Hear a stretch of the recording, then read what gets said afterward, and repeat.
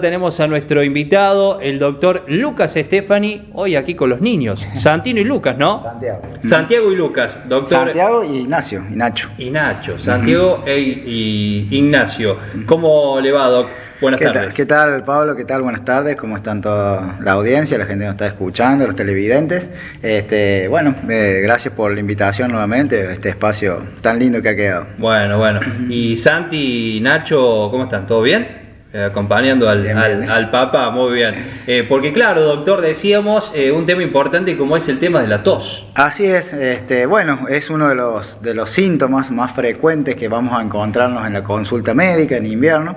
Muchas veces hablamos de la gripe, del resfrío, de las neumonías. Bueno, esta vez vamos a reducir un poco y tratar de hablar un poco de la tos para que la gente nos entienda de que es un mecanismo que es tan común, tan habitual, y a su vez tan complejo. Quizás para explicarlo hay muchos aristas que no nos vamos a introducir en eso, sino que, como es mi costumbre, quizás hablarlos de otra manera más casera, más tradicional, para que la gente que está del otro lado de las cámaras nos comprenda, ¿no? El otro día nos decías, doctor, el mensaje, creo que no subestimar a la tos. Viste que mucha gente la subestima. Tal cual, sí, no subestimarla porque, sí, puede ser, por lo general, es una manifestación de patologías banales más comunes, pero puede ser de alguna enfermedad más importante y que requiere un tratamiento. O sea, ¿a qué vamos con esto? Que muchas veces nos llegan a todos los profesionales de salud hoy en día con la era de WhatsApp. Doctor, mi nene está con tos, ¿qué le doy? O van a la farmacia y dice, ¿qué tenés para la tos? Como si la tos fuera si bien es un solo síntoma, puede ser de diferentes patologías. Entonces amerita siempre la presencia de tos, una consulta con un profesional para que el profesional determine qué tipo de tos es y ahí va a darte la medicación adecuada. O muchas veces no es necesario ninguna medicación, pero tener en cuenta que es un síntoma que debe ser tratado de manera correcta. No es que hay un solo medicamento para tratar todos los tipos de tos. Bien, exactamente. Como usted dice, ¿no? La tos es una sola, pero ahora nos va a explicar, hay diferentes tipos, deben ser tratadas. Exactamente. ¿Viste? Y sobre todo el sonido. El otro día en la radio hablábamos con el doctor y me decía, uno cuando escucha el sonido de la tos, hay diferentes tipos. Tal cual. Primero que el profesional de la salud te va a preguntar si esto es de ahora, si es una tos que empezó ayer, antes de ayer, hace una semana, o si ya la venís trayendo hace un mes o más. Eso para diferenciarla, si es aguda o crónica, ¿sí? Las tos agudas generalmente nos hablan de procesos más sencillos, como por ejemplo los resfríos, la gripe, la irritación de la garganta, la inflamación de la laringe, y una tos crónica por ahí nos hace pensar en una patología más severa, que requiere algún tipo de tratamientos más complejos y estudios inclusive más complejos. En la mayoría de los pacientes con tos no les realizamos ningún estudio más que verle la garganta o escultarle los pulmones, eso en su gran mayoría.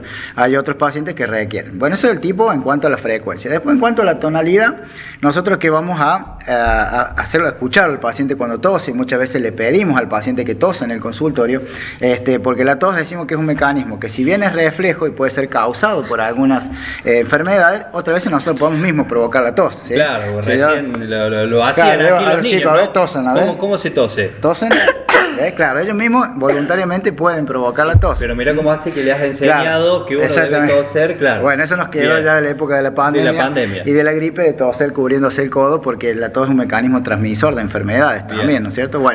Entonces para tratar de explicarlo, en cuanto a la tonalidad, nosotros decimos que la tos seca es una tos bien irritativa, la tos como un espasmo, ¿sí? Claro. Después la tos productiva, esa no la vamos a poder simular, porque la tos productiva es por presencia de secreciones en la vía aérea. Tenemos que tener en la vía aérea lo que nosotros llamamos secreciones, o flema, o moco, ¿sí? Mucosidad, esos son los términos que usa la gente. Es una tos que moviliza el catarro, ¿sí? El catarro se siente. Que uno lo siente. Que uno lo siente, exactamente. Esa es la tos productiva.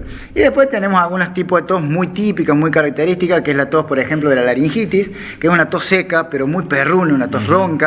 Sí. Nosotros, ya el paciente está del otro lado del consultorio y ya sabemos que el que va a ingresar es un paciente con una laringitis, porque una tos perruna es muy característica, ¿no? Por eso se llaman tos de perro, es como un ladrido de perro. Cuando están esperando la guardia ya lo sabes. Y se acompaña también de un estridor, hacen un ruido respiratorio cuando ingresa el aire. Cuando sale la tos, hacen una tos de perro, y cuando ingresan ese sonido estridor, que es muy típica, muy característica.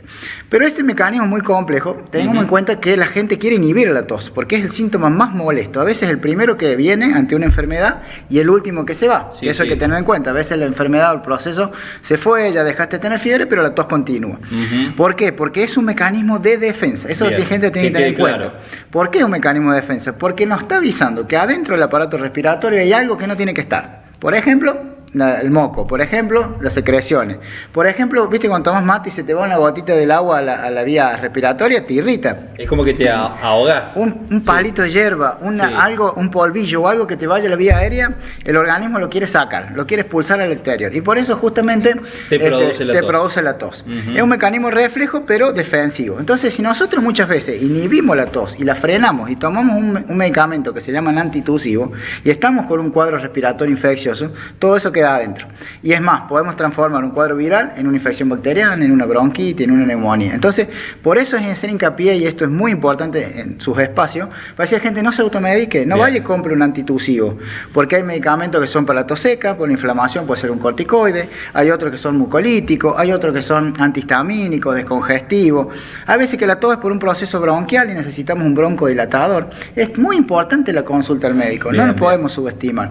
Yo acá le traje a la gente. Está muy bueno, hay un esquema, gráfico, pero ¿no? bueno, no sé si se va a poder hacer zoom. Es muy casero este dibujo. Yo me llevé anatomía. Para que la gente entienda que del otro lado entienda claramente, doctor, como siempre explica, ¿no? Tenemos allí un gráfico. Exactamente. Para poder entender. Voy a empezar por aquí arriba, donde está la vía respiratoria. Esta simula ser la nariz, aquí arriba, sí, abajo está la boca. Y esto, la vía aérea y la vía digestiva. O sea, son dos aparatos que convergen en una parte posterior, que está, a ver si me puedo ir con la lapicera, por aquí, en esta parte, en donde tenemos la vía respiratoria, que es la laringe, y la vía digestiva, que es el esófago. El esófago tenemos dibujado en naranja y la vía respiratoria en marrón. Es tan perfecto el organismo que aquí arriba, esa como una muesquita que está ahí arriba, esto simula ser la lengua. Nosotros cuando tragamos la comida, la lengua lo lleva para la parte posterior para hacer la deglución, y la tapita esta que se llama epiglotis se cierra, para que la comida justamente no se vaya para la vía respiratoria y se vaya para la parte digestiva. Exactamente. Entonces la comida hace la comida o los líquidos hacen este recorrido, van por el esófago, bajan, llegan al estómago donde se hace la digestión. Acá abajo está el estómago. Fíjense que el estómago está muy cerca de estas imágenes que yo les puse en color lila, que serían los diafragmas. Son los músculos respiratorios, uno de los músculos más importantes. Bien. Por eso a veces cuando la gente, esto le voy a explicar también, la gente dice, termina de comer y me agarra hipo. O los bebés es muy común. Muy común, ¿no? Porque se distiende un poco el estómago, ese estómago toma contacto con el diafragma se contrae y da el hipo. Bien. Para que nos entiendan algunas cositas de la medicina, bueno, por qué se producen. O a veces comes mucho, muy abundante y empiezas a sentir que te cuesta respirar, porque el estómago está tan hinchado, tan lleno de comida que no deja descender bien el diafragma. Bien, excelente. Entonces ese es el recorrido que hace la comida. Pero vamos a concentrarnos en el recorrido que hace el aire, ¿sí? Lo vamos a enderezar un poco. El aire viene por la vía respiratoria, se abre el epiglotis, esa tapita se abre, permite que el aire baje, y cuando hablamos del aire es el aire ambiente, que está cargado de oxígeno y entre otros gases, pero el que nosotros necesitamos para vivir es el oxígeno. Ese oxígeno baja, acá a nivel de esta parte se divide, se llama carina, esto le han puesto el nombre de carina, y se va para la derecha y para la izquierda. Para la derecha en el bronquio fuente derecho, para la izquierda en el bronquio fuente izquierdo. Si nos metemos adentro del pulmón, acá tenemos un pulmón derecho y el pulmón izquierdo, ¿sí? Estas imágenes en forma de cúpula son los pulmones, de campana. Adentro de esos pulmones, si ustedes ven así, esa imagen parece como un árbol en esta época otoñal, donde ven las ramas que se van ramificando, ¿sí? Se va ramificando, el bronquio derecho se va ramificando en bronquios más pequeños, al final tenemos los bronquiolos, lo voy a dibujar a este lado, son iguales en ambos lados, nada más que es un esquema de un solo lado, y acá abajo terminan unos saquitos, esos son sacos, que se llaman alvéolos. Bien. Esa es la parte más importante para la respiración. Acá les simbolicé en rojo como un trayecto que vendría siendo un vaso sanguíneo. ¿Por qué? Para que la gente entienda que el oxígeno que viene por acá lo pasa al vaso sanguíneo, lo capta la hemoglobina y de ahí lo difunde a todo el organismo. Y la hemoglobina que viene cargada de la sangre venosa deja el dióxido de carbono y que hace el recorrido inverso. Pasa por los alvéolos, va a los bronquios, al bronquio, tráquea, laringe y nariz y se va afuera. Exactamente. Ese intercambio gaseoso lo hacemos permanentemente. Por lo tanto, para nosotros poder respirar de manera normal, tenemos que tener toda la vía aérea totalmente despejada. Cuando hay secreciones y se acumulan secreciones acá o se inflaman los bronquios, acá dice el organismo, che, yo no estoy pudiendo respirar bien. ¿Qué puedo hacer para eso, para limpiarlo? Bueno, tiene un par de mecanismos defensivos en todo lo que es el epitelio, todo lo que es el tejido que recubre los bronquios, los bronquiolos, los alveolos y toda la parte respiratoria superior. Hay como unos pelitos que cumplen la función de barredores que se llaman cilia, que van sacando. Pero ¿qué pasa? Para poder sacar esas secreciones necesitas de un empuje más, de un esfuerzo mayor. Entonces acá, dibujado en verde, les hice como son unos sensores, como el sensor de la cámara que la gente tiene en su casa, capta el movimiento. Bien. Estos sensores dicen, che, acá hay algo que no está bien. Acá hay algo raro. Que no está bien. Acá hay algo raro, ¿sí? Y yo quiero sacarme eso. Obviamente que solito no puedo. Entonces le tiene que avisar al cerebro, que el cerebro es el órgano que comanda todo. Uh-huh. Esto lo hacemos intuitivamente, digamos, sin darnos cuenta, ¿no? Y le mando un mensaje a través de un cable, porque no existe el Bluetooth adentro del organismo, entonces le mando un mensaje a través de un cable que se llama nervio vago. Es muy complejo realmente, o sea, no nos vamos a ahondar en eso, estaríamos todo el día y habría que repasar inclusive de fisiopatología. Ese nervio vago le mando un mensaje al cerebro, lo representamos acá arriba, y el cerebro dice, bueno, ¿cómo lo ayudo a este amigo pulmón que está acá abajo renegando con esas secreciones? Bueno, dice, le mando a través de otros nervios una información al epiglotis, que está acá, que dijimos que era esa tapita que se cerraba, para que se cierre. Al mismo tiempo le mando una información a los diafragmas que están abajo para que se contraigan. Entonces la epiglotis cerrada acumula aire, el diafragma se contrae de manera brusca y eso produce un movimiento de aire, una columna ascendente de aire que sube por la vía respiratoria y va arrastrando todas esas secreciones y hace que las secreciones lleguen a la boca. ¿Sí? Hacen todo ese recorrido. Entonces cuando la secreción llega a la boca tenemos dos opciones: o la escupimos, la expectoramos, la sacamos al exterior, o bien la deglutimos, ¿sí? En ese sentido pasa al aparato digestivo, pasa al esófago y del esófago pasa al estómago y de ahí, siguiendo su recorrido, va a salir al exterior con la materia fecal. Por eso muchas veces la gente nos dice, tengo el nene con tos y está haciendo caca con moco. Claro, justamente, por ahí, doctor, usted explicaba que era más común en niños y en adultos mayores. Exactamente, en los niños porque no saben ejercitar el acto de la expectoración, de la expulsión de las secreciones, y en los adultos mayores muchas veces por la falta de fuerza muscular para sacar esas secreciones. Pero bueno, el objetivo es que se vaya de la vía respiratoria, que vuelva a salir al exterior, ya sea por la boca o pedido con la materia fecal. Entonces también tener en cuenta que ese es el mecanismo más complejo de la tos. ¿Y por qué no lo tenemos que frenar? ¿Por qué no vamos a la farmacia y decimos, dame un antitusivo para la tos? La tos también puede tener otros orígenes. Ustedes, los locutores, los docentes, los que exponen mucho la voz, yo lo que no les dije es que acá arriba, donde está la laringe, hay dos membranitas muy chiquititas, de un color nacarado, blanco nacarado, que cuando se inflaman, esas son las cuerdas vocales. Claro. Cuando se inflaman, también van a generar una tos, una inflamación genera tos. Y va a dar la tos, esa tos ronca, tos perruna, porque no deja pasar bien el aire, entonces la tos tiene otra tonalidad. Pero también puede haber enfermedades de las cuerdas vocales. Claro, hay gente que tiene tos crónica, ¿no? Claro, puede tener, por ejemplo, un edema de las cuerdas vocales, puede tener nódulos. Por eso en ese caso, cuando vos vas a la consulta y te decís, no, vengo tosiendo hace un mes y medio, 2 meses, 3, el especialista dice, no, pará, te vamos a mandar los RL, que los RL se fije con una camarita cómo están esas cuerdas vocales, porque a lo mejor ya no necesito un medicamento, necesito algo quirúrgico, por ejemplo, ¿sí? O te pueden dar otro tipo de tratamiento nasal. Por eso es importante consultar. En otros casos, lo charlamos ayer también, hay pacientes que dicen, yo me acuesto a la noche y tengo tos, y durante el día estoy bien. Y uno le pregunta, ¿sufrí de acidez? Sí, a veces sí. ¿Te arde el estómago? Sí. ¿Te sube una sensación de calor, de quemazón detrás del pecho, del esternón? Sí.